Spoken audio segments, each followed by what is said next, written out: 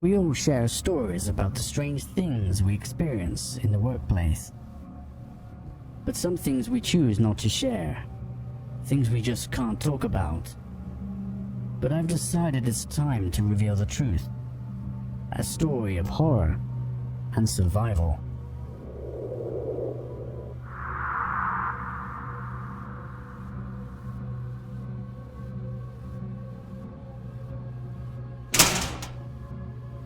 I was working security at a Freeport storage facility, and if you don't know what a Freeport is, it's a place where a lot of valuable collections such as artwork and antiques are stored, usually for the purpose of not having to declare them, thus avoiding any kind of tax, which makes it extremely appealing to elite collectors.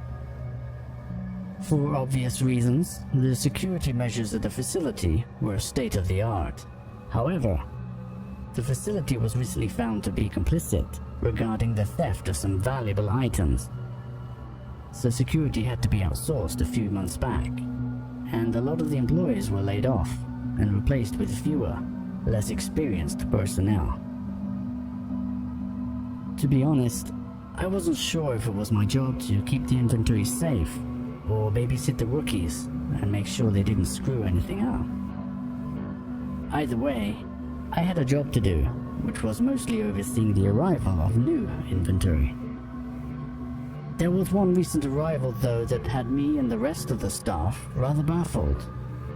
We were approached by a foundation of sorts that urgently required high priority storage for just a few days while they arranged safe air travel for it. And since the Freeport was located conveniently next to an international airport, it seemed like the obvious choice.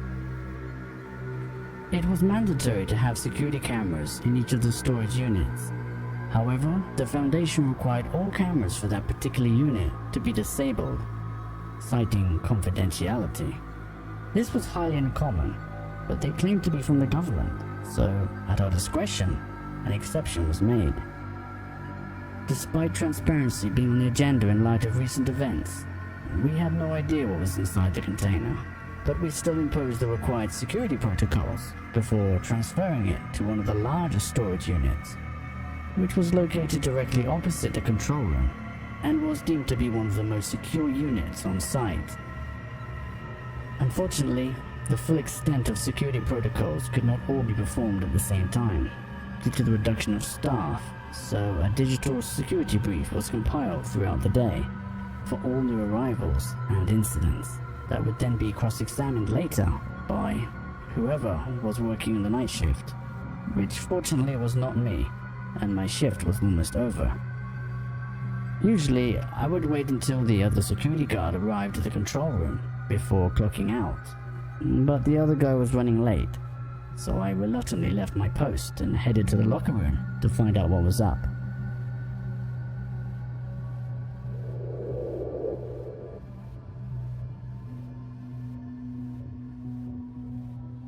Upon arrival, I noticed that the door to the locker room had been left open and there was no light. My coworker was not the kind of person to fool around, and he had never been late before.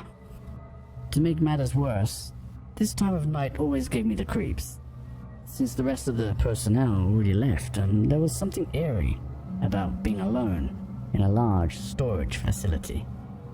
I cautiously progressed to the entrance of the locker room and tried to make sense of the dark and murky interior. Suddenly, out of nowhere, my coworker arrived behind me. He apologized for being late, citing that he got distracted by the new coffee machine in the lobby upstairs. I told him to hurry up and pay special attention to the security brief, but he laughed it off and headed to the control room, before letting me know that the light to the locker room was busted. As I sat down in a locker room alone in the dark, I began to think more about the contents of the large storage unit and why the cameras needed to be disabled. Obviously, it was something that those spooks from the Foundation didn't want us to see. Hopefully, the results of the security brief might shed some light on what they were up to.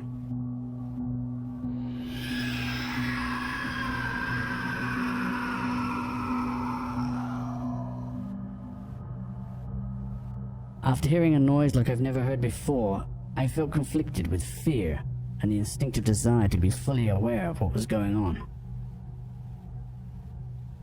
Security breach detected. Initiating lockdown.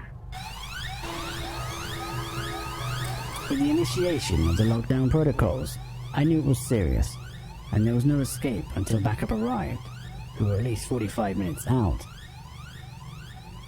I peeked down the long corridor from where the noise originated, but there was no sign of any disturbance. I wanted to stay put, but wondered if my colleague was in trouble and needed my help. In any other situation, I would have probably pulled a gun at this point. But since security was so tight upstairs, weapons were deemed unnecessary on the lower floors. As I reached the end of the corridor, I was shocked to realize that the large storage unit had been breached from the inside.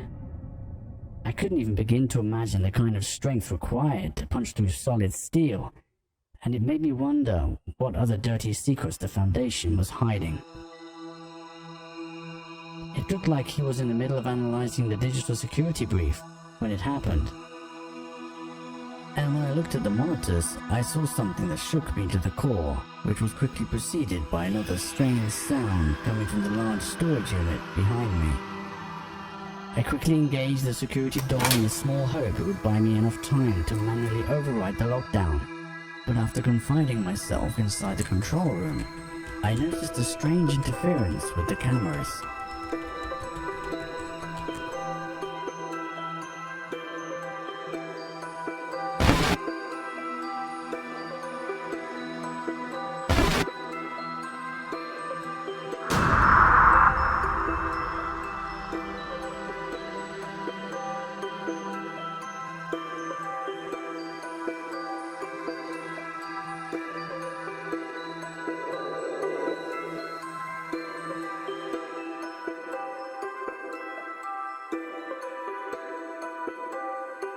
Hey folks, so what is your theory on what they saw on the monitors?